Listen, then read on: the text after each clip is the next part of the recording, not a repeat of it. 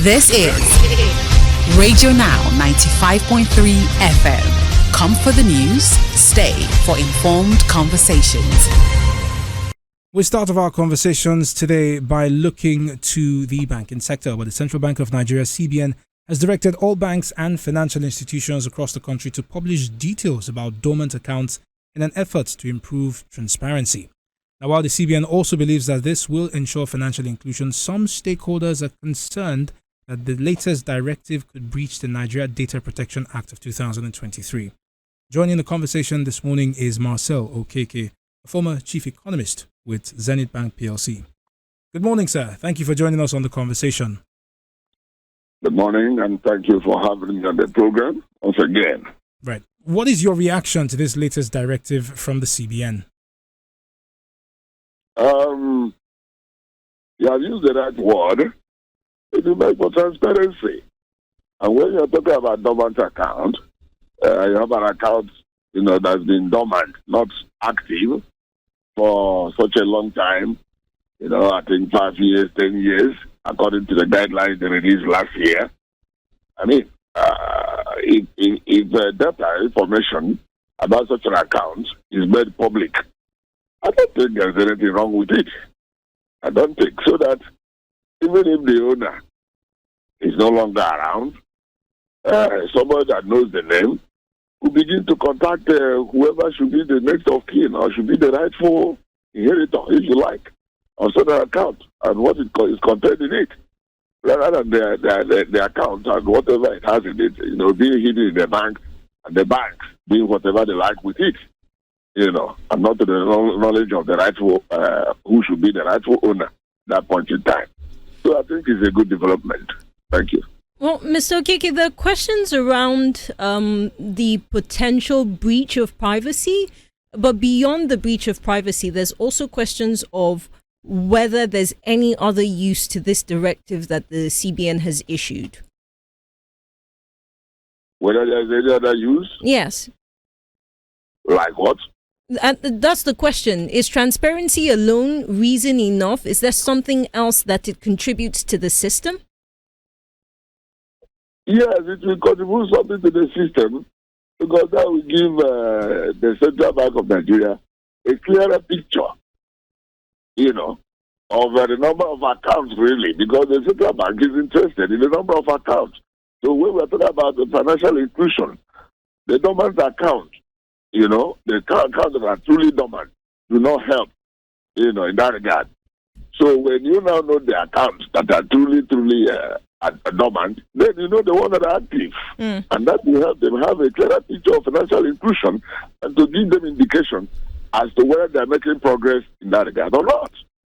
Well, Mr. Okeke, I hear you there. And that's why the question is, the bank didn't say make this information available to us at the CBN. It says make it publicly available, meaning that essentially even I can go and see if, Stephen has a dormant account somewhere because it's been published for public eye. And this is where the conversation around breach of privacy comes up and whether that's not a contention. And I know that might be a bit of a legal conversation, but I'm simply wondering whether the bank should risk this aspect for the sake of this transparency that we're talking about. I am telling you that an account is not to be declared dormant, just overnight. You understand?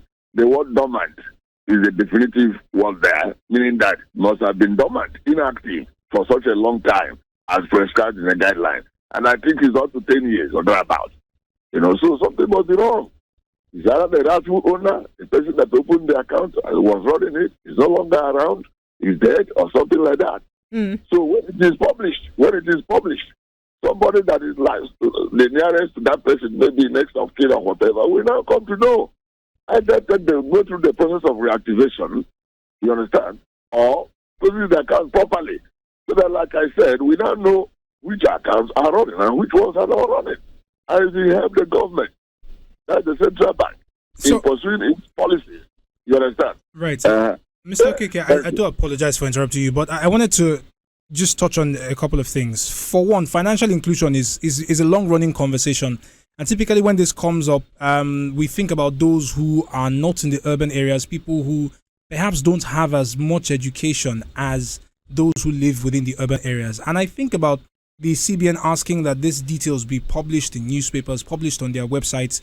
There is a bit of a gap between where the information is available and the people that it seems to be directed at. So I'm concerned again. Privacy is one concern. The other is really, doesn't the bank have the information to actually reach out to owners of dormant accounts and perhaps their next of kin in cases where they suspect that the person operating the account is deceased?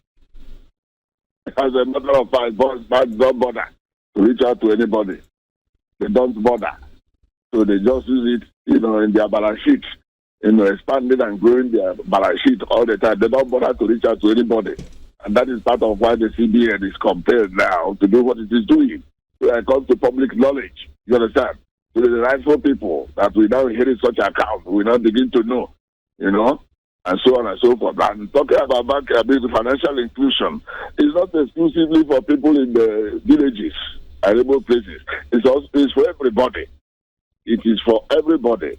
You understand? Because, financial inclusion message, even in the urban areas, you have people who do not know what they should know about money and finance and banking. So through financial inclusion messages and all that, some people will come to know and begin to, get financially literate. That is the essence of the whole thing. So it doesn't say it's only people in remote or villages and hamlets, that financial inclusion is meant for. Yes, they are a key focus of the whole thing, but it's not to the entire exclusion of people in the urban and semi-urban areas. Thank you. Yes.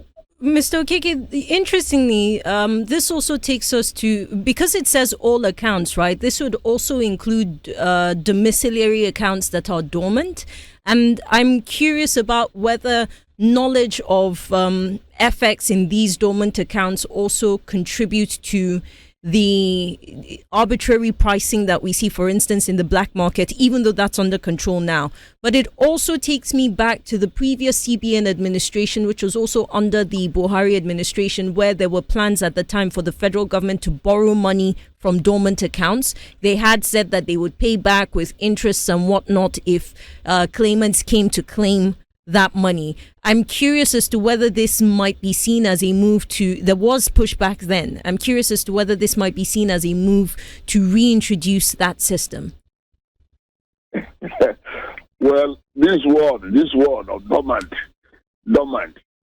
is a key word, and it is dormant means that the people who are keeping it are just keeping it there, and it is there, and it's not active. In other words, Nobody is making any transactions on that account for such a long time, 5 years, 10 years. Even you, if you are running a business, I have that kind of connection with anybody for 10 years. You've not had anything. It becomes suspicious. And let me tell you, nothing about banking should be hidden from the Central Bank of Nigeria. You understand? It's a regulator, because banks are dealing with people's money brought in by other people. I'm an banker. I'm a banker, so I understand this thing.